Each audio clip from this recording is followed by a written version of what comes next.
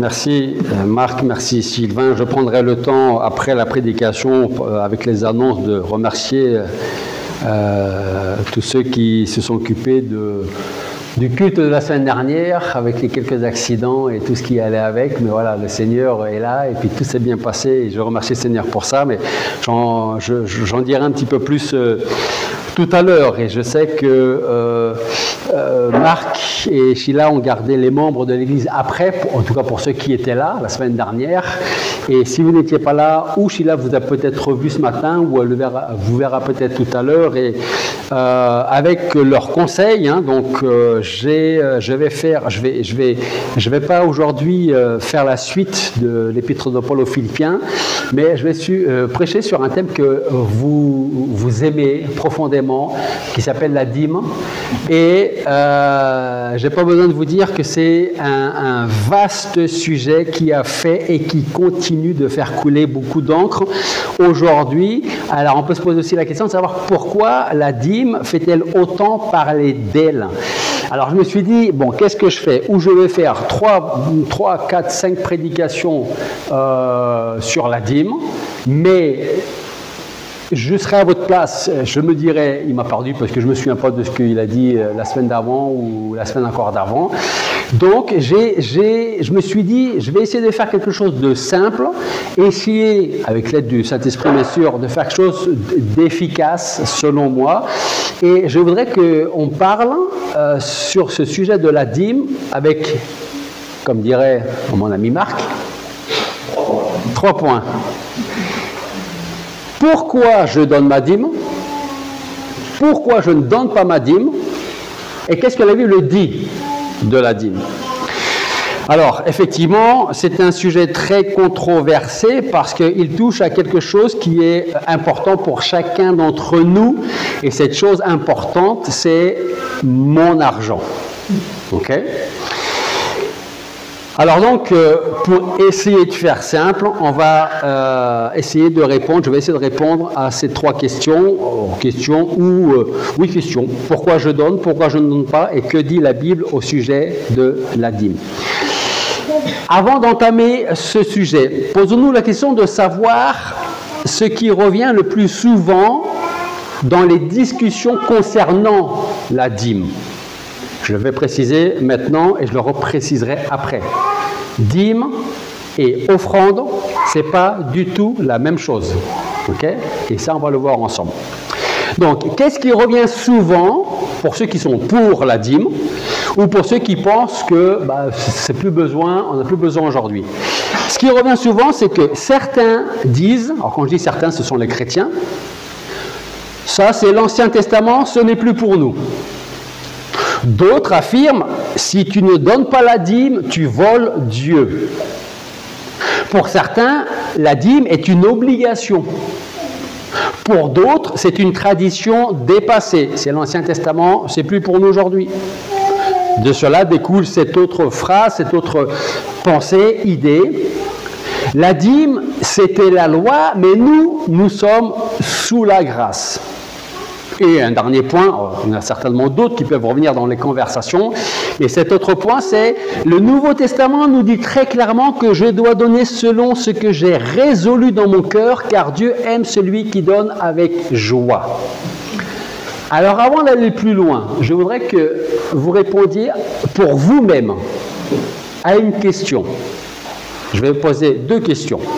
Répondez pour vous-même là-dedans. Pourquoi vous donnez la dîme, selon vous? Ou posez-vous la question, pourquoi je ne donne pas? OK? Donc les 1, 2, 3, 4, 5, les 6 points là, discussion concernant la dîme, c'est ce qui revient le plus souvent. Et l'autre question qu'on peut se poser, c'est qu'est-ce que la parole de Dieu nous dit concernant la dîme? Est-ce que la dîme est toujours d'actualité? Était-elle seulement pour les personnes qui ont vécu au temps de l'Ancien Testament, ou est-ce qu'elle est aussi pour nous aujourd'hui? Alors, pour répondre à toutes ces questions, on va commencer à lire un passage que tout le monde connaît, qui se trouve en Malachie, chapitre 3, verset 10. Et bien sûr, on va voir d'autres versets dans l'Ancien, mais aussi dans le Nouveau Testament. Mais le verset clé pour ce matin, c'est Malachie, chapitre 3, verset 10. Alors, vous pourrez lire le contexte, mais pour ce matin, on va prendre que le verset 10. Alors, si vous ne savez pas où se trouve Malachie, c'est juste avant Matthieu. Le dernier livre de l'Ancien Testament. Et qu'est-ce que nous lisons? Chapitre 3, verset 10. Apportez à la maison du trésor toute la dîme afin qu'il y ait des provisions dans ma maison. Mettez-moi de la sorte à l'épreuve, dit l'Éternel des armées.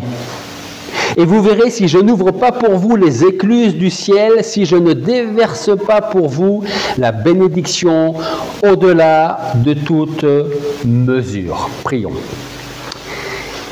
Père Céleste, nous voulons tout d'abord te remercier pour ces moments que nous passons dans ta maison. Nous voulons te remercier pour ce lieu, cet endroit, ce local que tu nous donnes et où nous pouvons nous retrouver chaque semaine en ta présence. Même si nous savons que tu es avec nous, auprès de nous, tous les autres jours de la semaine, où que nous soyons. Alors Seigneur, nous voulons te demander de nous disposer favorablement, de parler dans nos cœurs, de nous instruire. Et vraiment, Seigneur, que nous soyons convaincus non pas par ce que je peux penser, ce que je peux croire, mais par ce qu'il faut penser, ce qu'il faut croire. Que ce soit ton esprit qui nous dispose favorablement et qui parle dans nos cœurs. Et c'est en ton nom que nous te prions. Amen. Alors, je voudrais remercier les différentes lectures qu'il y a eu ce matin, parce que Marc en a apporté 2 et Pierre-Yves a aussi lu un passage dans l'Ancien Testament. Vous n'allez peut-être pas forcément vous souvenir de tout ce qu'ils ont dit, mais si vous vous en souvenez un petit peu, c'était surtout des passages de promesses. Ok? Gardez ça à l'esprit. On y reviendra, alors pas sur ces passages qu'ils ont proposés, mais sur cette idée. Ce que nous allons voir ce matin, c'est que la dîme n'est pas une simple affaire d'argent. Parce que souvent dans notre esprit, c'est dîme égale argent. Dîme égale 10% de ce que je reçois et donc de ce que, si je suis pour la dîme, de ce que je dois redonner. Okay? Je veux une chose, je veux que chacun, que vous soyez pour la dîme ou que vous ne soyez pas pour la dîme, je veux que chacun sorte de cette idée-là, dans le sens où dîme égale argent, dîme égale 10%, et ce n'est pas 10,5, ce n'est pas 11, ce n'est pas 9, c'est 10. Sortez de là et vous allez voir pourquoi. Donc, ce n'est pas une simple affaire d'argent, mais c'est d'abord, comme l'a précisé Marc quand on a passé pour la dîme, une question d'adoration, d'obéissance, et j'ai envie de dire, et surtout, de foi. Alors, on va commencer à répondre à la première question. Pourquoi je ne donne pas ma dîme? Okay? Pour reprendre les 4 premiers points mentionnés plus haut, c'est-à-dire c'est l'Ancien Testament, c'est plus pour nous. Si tu ne donnes pas la dîme, tu voles Dieu. C'est une tradition dépassée. Ou le 4e point, la dîme, c'était la loi, nous sommes sous la grâce. Je dirais comme Jérémie, faisons attention à une chose. Lui là. Enfin là, exactement. Ok? Notre cœur. Pourquoi? Pourquoi je veux reprendre les paroles de Jérémie? Parce que Jérémie 17,9 nous dit que notre cœur, il dit le cœur, mais moi je veux dire notre cœur, parce que ça nous parle plus, parce que si c'est le cœur de l'autre, c'est pas le mien. Ok? Donc, notre cœur est tortueux par-dessus tout et il est incurable. Qui peut le connaître? Pourquoi Jérémie 17,9 en rapport avec la dîme, comme Malachie 3,10 par exemple? Peut-être parce que dans tous les domaines de notre vie, et là je mets de côté la dîme et l'Église, dans tous les domaines de notre vie, quand il y a quelque chose qui nous dérange ou qui nous déplaît, qu'est-ce qu'on préfère faire? On préfère écouter ou croire autre chose. dans beaucoup de domaines de notre vie. Okay? Et si c'est vrai pour ces différents domaines de notre vie, ça peut aussi être vrai en ce qui concerne la dîme. Alors, pourquoi je ne donne pas ma dîme? Quelles pourraient être les raisons qui peuvent se cacher derrière le fait de ne pas vouloir donner? J'en ai relevé 4, ça va être très rapide. Il y en a peut-être d'autres. Okay? Donc, là je m'adresse à ceux qui se disent bah, moi je ne donne pas ma dîme pour telle ou telle raison. Okay? J'ai 4 raisons. Il y en a certainement plus. Vous avez certainement vos raisons que je ne connais pas et que je ne veux pas connaître d'ailleurs. Première raison, je me répète un petit peu, ce n'est pas d'actualité pour les chrétiens d'aujourd'hui et où nous ne sommes plus sous la loi mais sous la grâce. Deuxième point, on peut comprendre très facilement, difficulté économique. Dans un contexte de crise, et encore ce n'est pas la guerre, comme l'inflation ou le chômage par exemple, la dîme peut sembler pour beaucoup de chrétiens un fardeau. Certains vont donc prioriser alors les dépenses essentielles comme le logement ou la santé, et s'il m'en reste un peu, je donne ensuite à la dîme. Troisième point, troisième raison susceptible, c'est la peur de manquer, de ne pas y arriver financièrement. Et la quatrième, ce n'est pas obligatoire, je donne ce que je veux. Ok ? Alors, à ceux qui affirment maintenant que la dîme, c'est l'Ancien Testament, et donc que cela ne nous concerne plus, je répète, faisons attention, parce que notre cœur est tortueux par-dessus tout, et il est incurable, qui peut le connaître? Pourquoi je reprends encore ce passage de Jérémie? Parce que si c'est vrai, à savoir que la dîme concerne seulement les gens de l'Ancien Testament, et que ce n'est plus pour nous aujourd'hui, alors, vous demanderez à Marc et à Pierre-Yves la référence des passages qu'ils ont donnés où il y a toutes ces promesses. Parce que si je considère que la dîme, c'est pour avancer l'Ancien Testament, faisons la même chose avec tout ce qui se trouve dans l'Ancien Testament. Je m'explique. Toutes les promesses que l'on retrouve dans l'Ancien Testament, est-ce qu'elles sont pour nous aujourd'hui?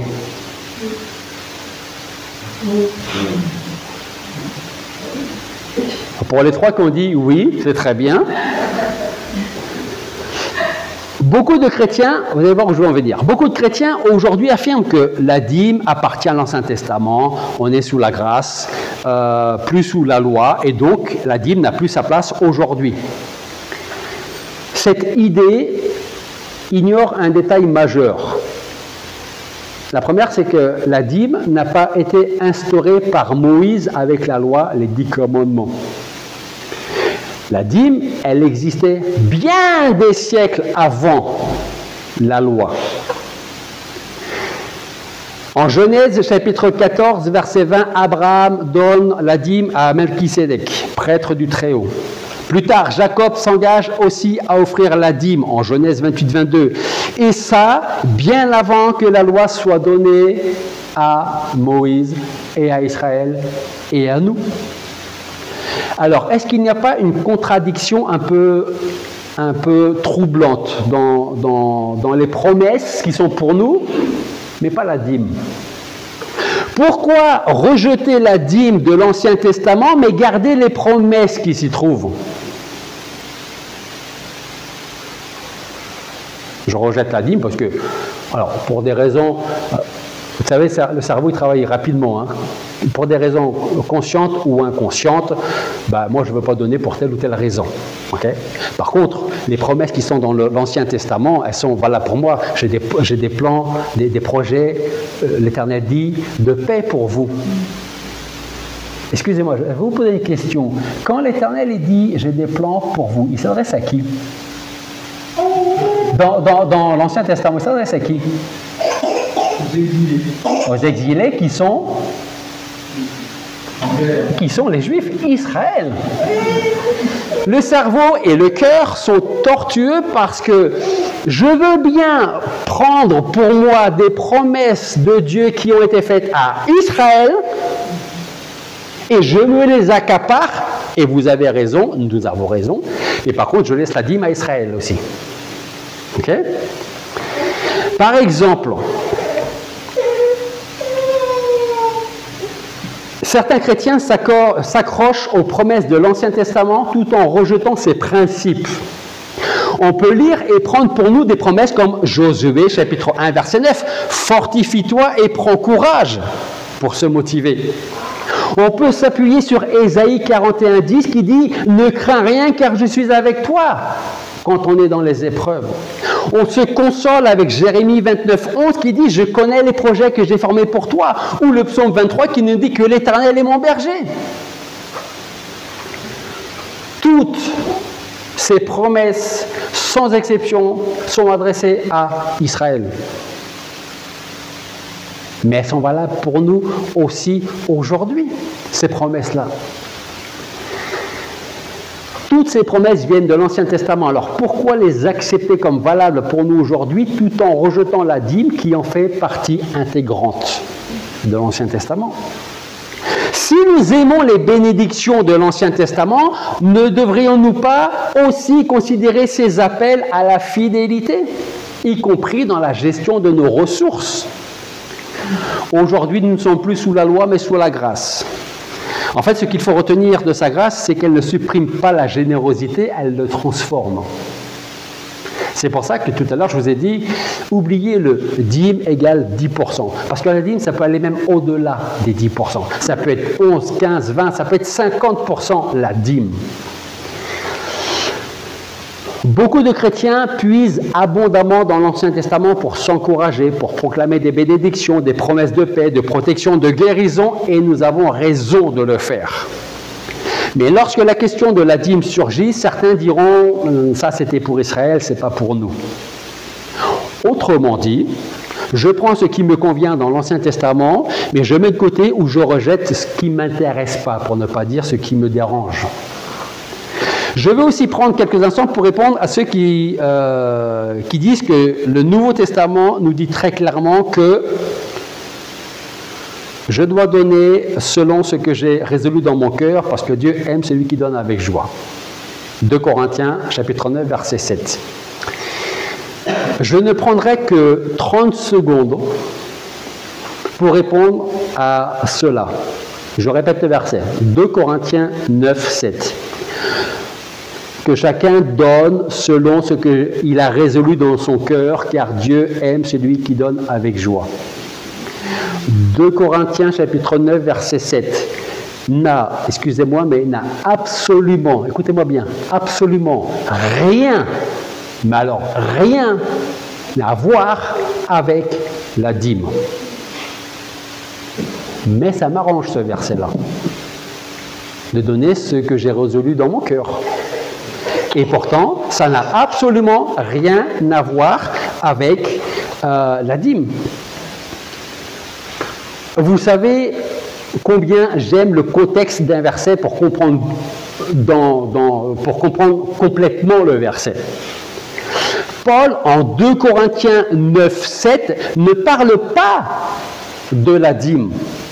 Il parle d'une offrande spéciale pour aider les pauvres de Jérusalem, les chrétiens qui sont dans le démunis complètement et qui sont à Jérusalem. Donc c'est pour une certaine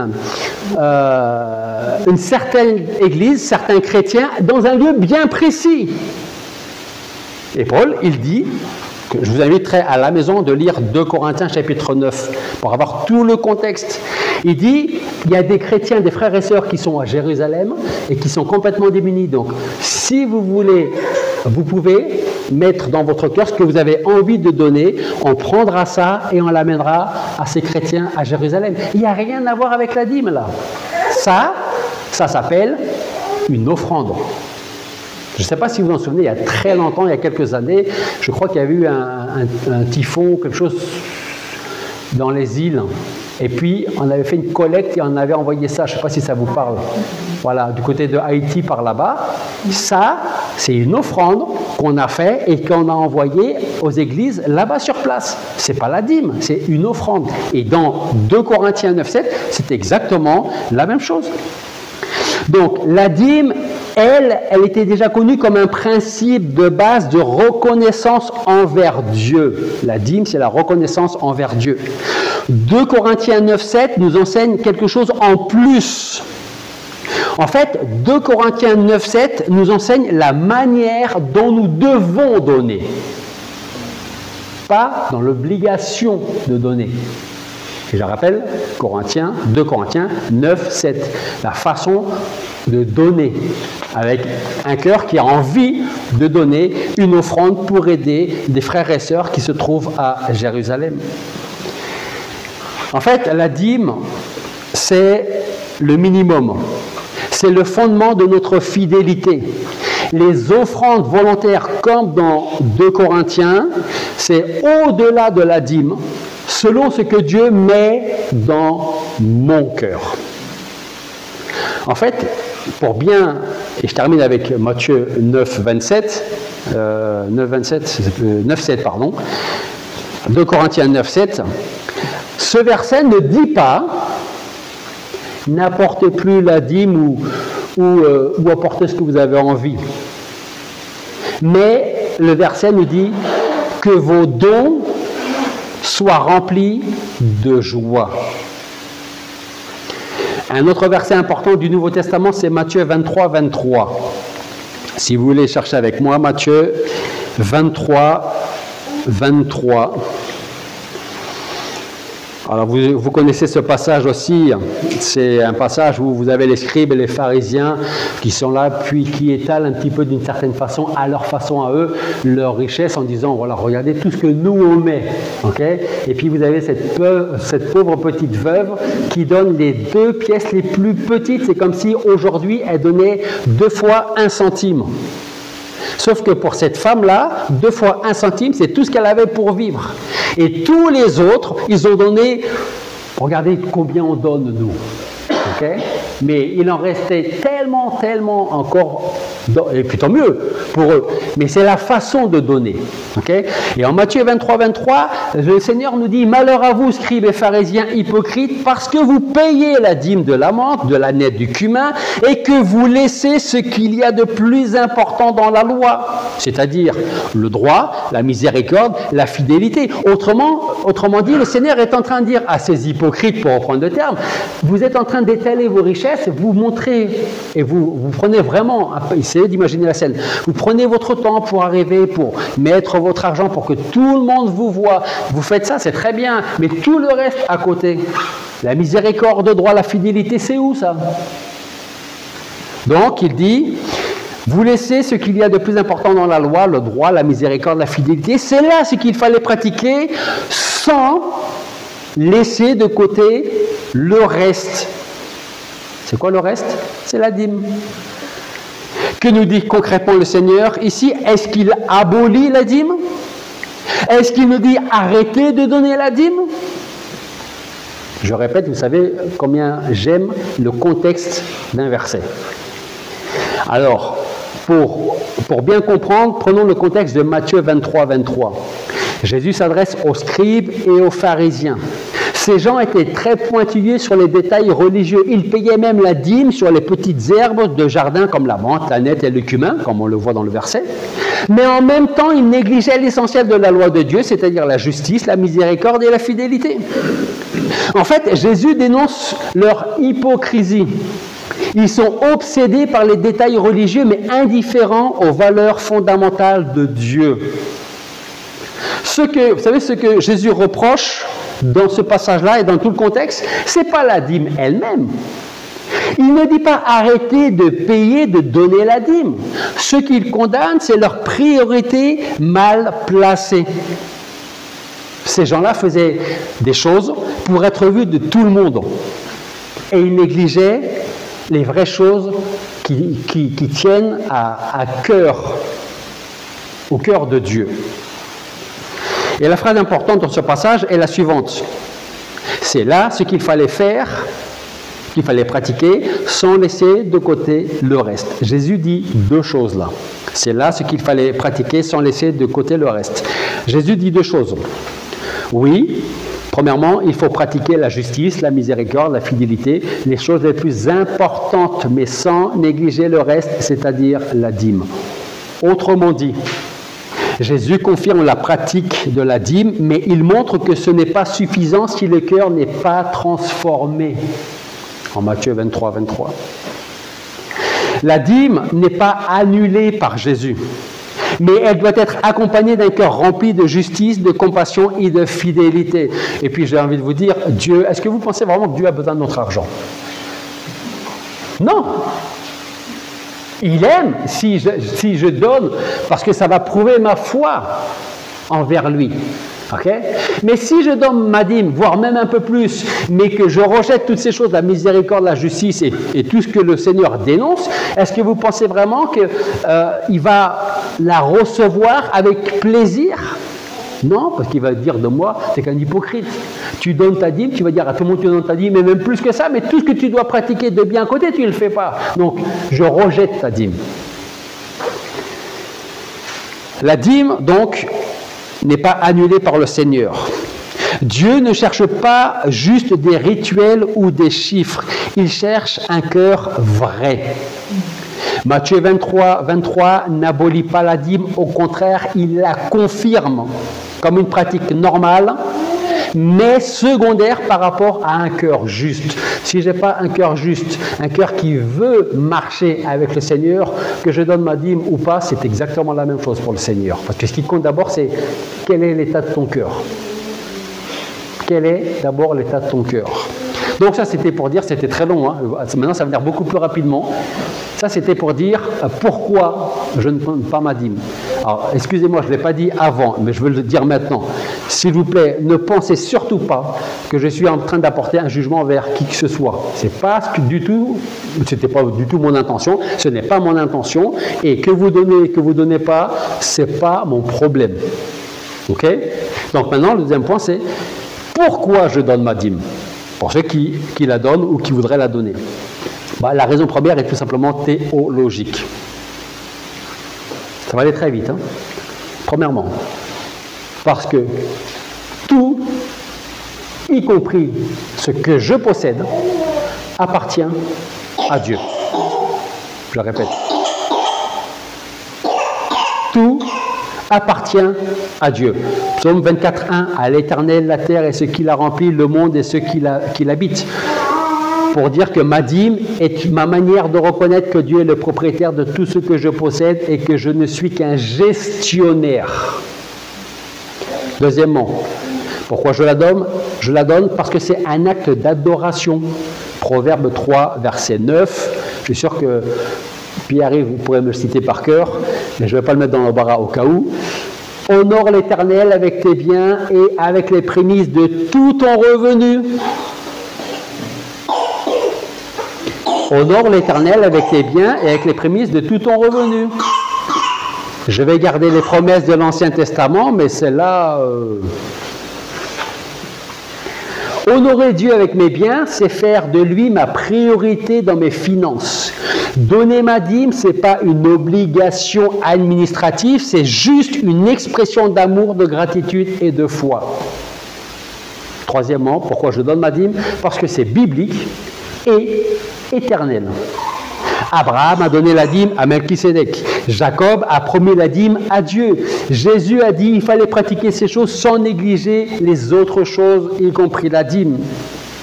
Quatrièmement, pourquoi je donne? Parce que je veux soutenir l'œuvre de Dieu. Dans l'Ancien Testament, la dîme servait à nourrir les Lévites dans le temple, dans le tabernacle, les pauvres et financer le culte. Aujourd'hui, elle sert à soutenir les ministères, l'évangélisation et les nécessiteux. Cinquièmement, pourquoi je donne ma dîme? Parce que cela m'apprend la confiance et la dépendance. Et ça, on n'aime pas ça. On n'aime pas dépendre des autres. Et moi, le premier. Et si je peux faire quelque chose sans demander aux autres, croyez-moi, je le ferai. On n'aime pas dépendre des autres. Il y en a qui arrivent à faire ça. D'ailleurs, ils dépendent même de... C'est tout juste s'il ne faut pas leur tourner le sucre dans le café ou dans le thé pour qu'ils puissent le boire. Hein. En ce qui me concerne, je n'aime pas dépendre des autres. Mais la dîme m'apprend ma confiance et ma dépendance. Malachie 3,10, Dieu me dit, t'as qu'à me mettre à l'épreuve et tu verras bien si je ne suis pas capable de m'occuper de toi. Et pourquoi je ne donne pas? Parce que peut-être que j'ai peur de ne pas finir le mois. Peut-être que je me dis, si je donne ça, je ne vais pas voir ça. Ou je ne vais pas bénéficier de ça. La dîme, en fait, est un test de foi. Je donne parce que je sais très bien que Dieu prendra soin de moi. 6e point, pourquoi je donne? Parce que je veux briser le pouvoir de l'argent sur ma vie, consciemment ou inconsciemment. Hein. Matthieu 6, 24, nul ne peut servir Dieu, c'est Jésus qui parle, car ou il haïra l'un et aimera l'autre, ou il s'attachera à l'un et méprisera l'autre. Vous ne pouvez servir Dieu et mammon. Vous ne pouvez servir Dieu et le monde. Vous ne pouvez servir Dieu et l'argent. C'est exactement la même chose. 7e et dernier point. Pourquoi je donne? Parce que je veux expérimenter les bénédictions promises par Dieu. Malachie 3, versets 10 et 11, Dieu promet d'ouvrir les écluses du ciel. La bénédiction n'est pas toujours matérielle par contre, mais elle est certaine comme la paix, la joie, la provision et la protection. Voilà pourquoi je veux donner ma dîme. Et le dernier point, qui va être aussi court ou rapide que pourquoi je donne, c'est que nous dit la Bible au sujet de la dîme. On en a vu un petit peu avec Matthieu. Mais la Bible nous dit que la dîme, contrairement à ce qu'on pourrait penser, la dîme est un privilège, pas un poids ou un fardeau. La dîme soutient l'Église et l'annonce de l'Évangile. La dîme, selon la Bible, nous libère de l'esclavage de l'argent. On peut peut-être se dire, mais je ne suis pas esclave de l'argent. Alors, si vous n'êtes pas esclave de l'argent et que vous ne voulez pas donner la dîme, posez-vous la question de savoir si vous êtes esclave ou pas de l'argent. Elle nous enseigne la confiance en Dieu. Dieu ne nous demande pas la dîme pour nous appauvrir, mais pour nous apprendre à lui faire confiance et à participer à son œuvre. Ce qui revient à dire que je ne donne pas ma dîme parce que Dieu en aurait besoin, mais parce que moi, j'en ai besoin. J'ai besoin d'affirmer que tout ce que j'ai eu ou ce que j'aurai me vient de lui et que je dépends de sa main et non pas des miennes. Besoin de protéger mon cœur contre l'attachement à l'argent. Besoin d'exprimer ma foi concrètement. Besoin de participer activement à l'avancement de son royaume. Alors, je reprendrai en conclusion ce passage de Jérémie 17, 9. Le cœur est tortueux par-dessus tout et il est incurable, qui peut le connaître? Pour vous encourager à ne pas tomber dans un piège que nous ne voyons pas toujours arriver. Ça s'appelle le christianisme confortable. Est-ce que vous savez ce qu'est le christianisme confortable? C'est quoi? Je dirais que c'est quand on prend tout ce qu'on a envie dans la Bible et qu'on rejette tout ce qu'on n'a pas envie dans la Bible. Par exemple, prendre tout ce qu'on a envie dans la Bible et rejeter ce qui ne nous arrange pas. Okay? En fait,